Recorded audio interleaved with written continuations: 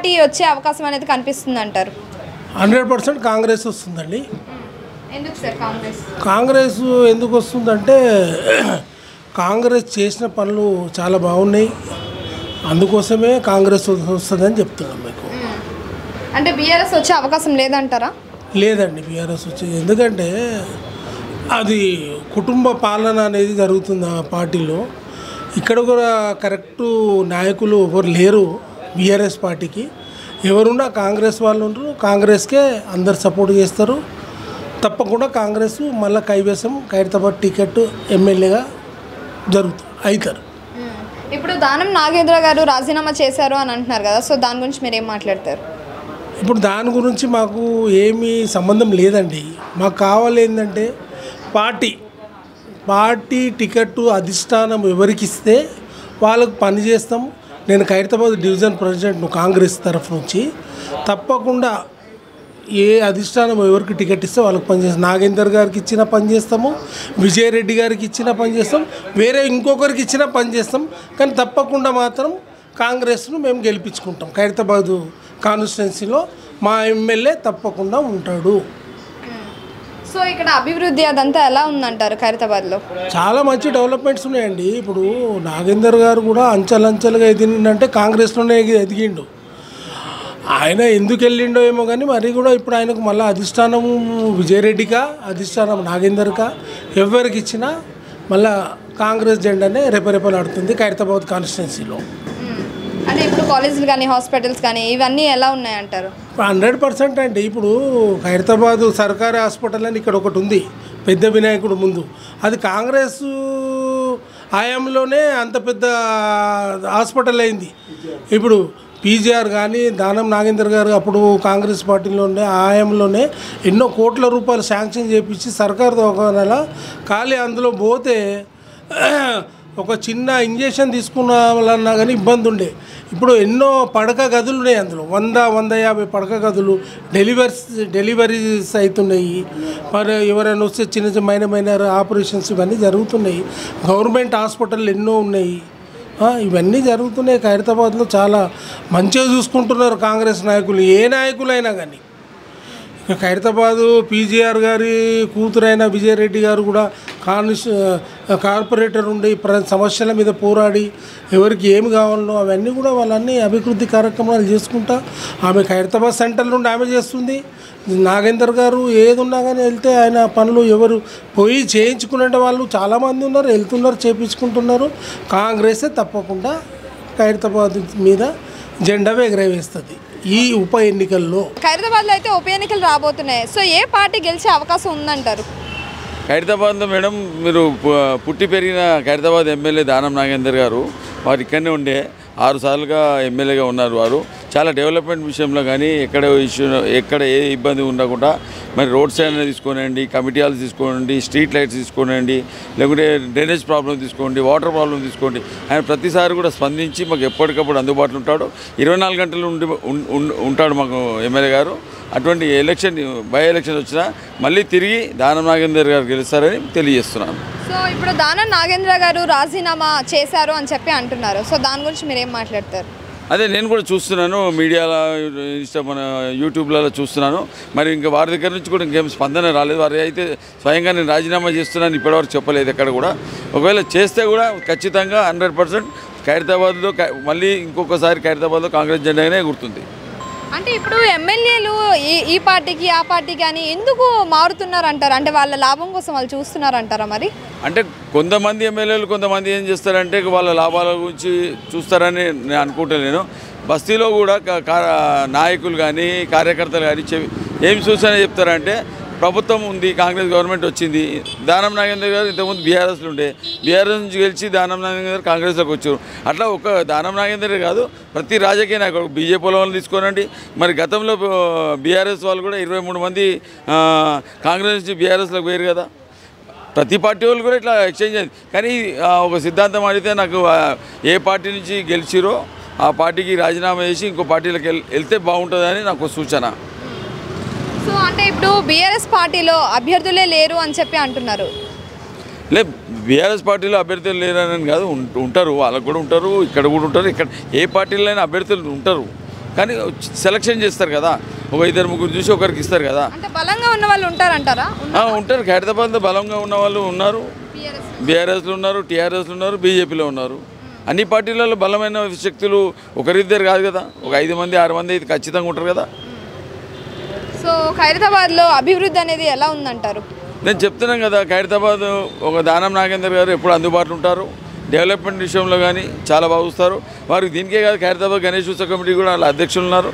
ఎంతోమంది భక్తులకు ఇక్కడ సేవ చేసినారు. వారు కూడా చాలా రకాలుగా ఖైరతాబాద్లో ఒక కుటుంబ సభ్యులా ఉంటాడు దానం నాగేందర్. ఖచ్చితంగా రాబోయే రోజుల్లో ఖైరతాబాద్లో కాంగ్రెస్ జెండా ఎగురుతుంది. మరి మా అన్నగారు కూడా రాబోయే రోజుల్లో రాష్ట్రంలో కూడా మంత్రిగా రావాలని భగవంతుని కోరుకుంటున్నాను. రేవంత్ రెడ్డి పథకాలు అనేది చేసిండు. 6 పథకాలు కొన్ని పథకాలు చేసిండు.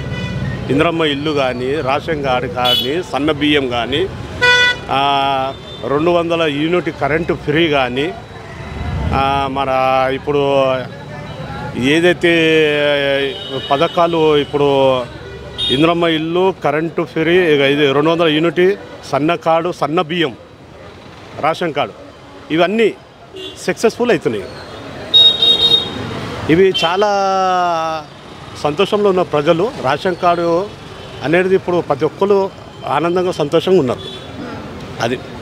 సో ఖైరతాబాద్ ఉప ఎన్నికల్లో ఏ పార్టీ గెలిచే అవకాశం ఉందంటారు? మరి ఇప్పుడు చూడండి, ఇప్పుడు ఎవరు ఎమ్మెల్యే ఏ పార్టీలో ఉన్నాడో అర్థమవుతలేదు. ఈ పార్టీ ఆ పార్టీ అని. ఇప్పుడు మా నాయకుడు, సీనియర్ నాయకుడు అంజన్ కుమార్ యాదవ్, రోహిత్ రెడ్డి, మరి వాళ్ళకు రోహిత్ రెడ్డికి ఒకసారి మార్పు అనేది ఒకసారి ఇవ్వాలి, ఛాన్స్ ఇవ్వాలి. రోహిత్ రెడ్డి, అంజన్ కుమార్ యాదవ్ ఆయన 2 సార్లు ఎంపీగా గెలిచారు. ఇప్పుడు ఆయన గురించి ఆశిస్తారు. ఎందుకంటే ఇప్పుడు వేరే వాళ్ళకి ఛాన్స్ ఇచ్చారు. వేరే వాళ్ళు ఈ పార్టీ ఆ పార్టీ ఏ ఎమ్మెల్యే అనేది కన్ఫ్యూజ్ ఉంది. మరి వాళ్ళు చాలా సీనియరు. అంజన్ కుమార్ యాదవ్ కానీ రోహిత్ రెడ్డివి ఇంటింటికి ఇక్కడ అందరికీ పరిచయాలు ఉన్నారు. ఇప్పుడు పాత మనుషులకు ఇచ్చి చూశారు. ఓ దళిత బంధువులకైతే ఎవ్వరికి రాలేదు. ఇక్కడ ఒక 5-6 మందికి మెయిన్ మనుషులకు ఇచ్చారు, తత్మూలకు రాలేదు. అది కొద్దిగా బాధలో ఉన్నారు. అంటే ఇప్పుడు దానం నాగేంద్ర రాజీనామా చేశారు అని అంటున్నారు. మరి దానికి మీరేమంటారు? ఇప్పుడు బస్సులో చనిపోతే మనుషులు, ఆయన నెంబర్ తిరిగిన మనిషి, ఇంటి పక్కన మనిషి ఎస్సీ క్యాండిడేట్ చనిపోతే సాగుకు రాలేడు. ఆయన గైడరాజు అని చిన్న ఉన్నప్పుడు అందరికీ తెలుసు, చాలా సేవ చేశారు కాంగ్రెస్ పని. ఇక్కడ దయానంద్ అన్నది ఇక్కడ జారిదాబాడలో ఉంటాడు, ఒక ఎస్సీ క్యాండిడేట్ అని చెప్పి ఆయన దోస్తు, ఆయన సాగుకు బి రాలేడు. ఆయన బస్తోడు అంటాడు. ఇప్పుడు చాలామందికి సమస్య ఈ మాట చెప్పండి, బస్తోడు మరి అన్నప్పుడు మరి ఇద్దరికి సాగు వీళ్ళు చాలా సేవ చేశారు. వాళ్ళ ఫ్రెండే మళ్ళీ ఒక బయటి మనిషి వచ్చాడు, పద్మారావు ఇట్లని బయటి మనిషి వచ్చి సాగులో పాల్గొన్నాడు. ఆయనను చూసి నేర్చుకోవాలి. ఆ బయటి మనిషి ఇక్కడ పద్మారావు ఉన్నాడు. ఖైరతాబాద్లో కొద్దిమంది ఉన్నారు ఆయనకు పరిచయం, కానీ కరెక్ట్ మనుషులు లేరు ఆయనకు, పద్మారావుకు.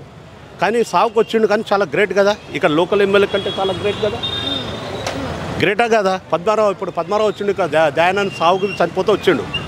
దోస్తులు సాగుకు రారు బస్సు మనుషులు అన్న. ఇక్కడ గైడ్ రాజు ఉన్నాడు, ఆయన చిన్న ఈయన గైడ్ రాజు, ఆయన బి చనిపోతే ఆయన బి రాలేరు. అంటే ఎమ్మెల్యేలు ఎందుకు పార్టీలు ఇలా మారుతూ ఉన్నారు? ఏ పార్టీ ఎమ్మెల్యే ఇప్పుడు ఆ పార్టీ, ఇప్పుడు ఆయన ఏ పార్టీయో మాకే అర్థం కాదు.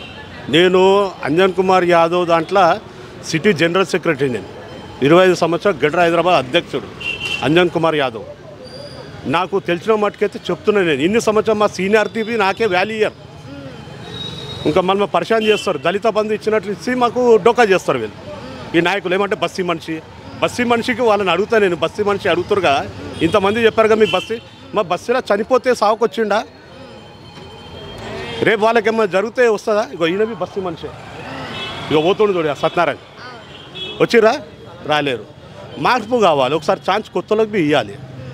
ఇప్పుడు నేను గణేశం కాడ జాతీయ, నేను 1978 నుంచి వినాయకుని సేవలో పాల్గొంటాను. నేను 78 నుంచి ఇక్కడ పాల్గొంటూ, అప్పుడు సింగారు సుదర్శన్ గారు, శంకరయ్య గారు పాత మనుషులు వాళ్ళతోటి నేను ఎంబల ఇక్కడ గణేశం చంద చేసి ఇంత పెద్ద వినాయకుని చేశాం. నేను ప్రపంచ స్థాయిలో మా స్పీచ్ పోతుంది. ప్రతి సంవత్సరం ఇక్కడ చూస్తుంటాను నేను వినాయకుని కాడ. మేము చెప్తే బి ఓట్లు పడతాయి, మా మాట బి ఇంటర్వ్యూడా. ఇప్పుడు ఎస్సీ క్యాండిడేట్లకు బి సాగుకు రాలేరు, మరి అది బి ఆలోచిస్తారు కదా. ఇక మేడం గురించి అయితే ఏమైతే అందరినీ బాధ పెడుతుంది. ఆమె అంటే ఎవరు ఇష్టపడరు, ఆమె ఎవరిని కలుపుకొని పోదు. మేడం ఇక్కడ ఎవరికి నమస్తే పెట్టదు. ఎవరిని పలకరియది. మేము ఒక సీనియర్ నాయకులము, సీనియర్లని ఏమన్నా ఏం సంగతి అన్నా బాగున్నానా అంటే అనేది.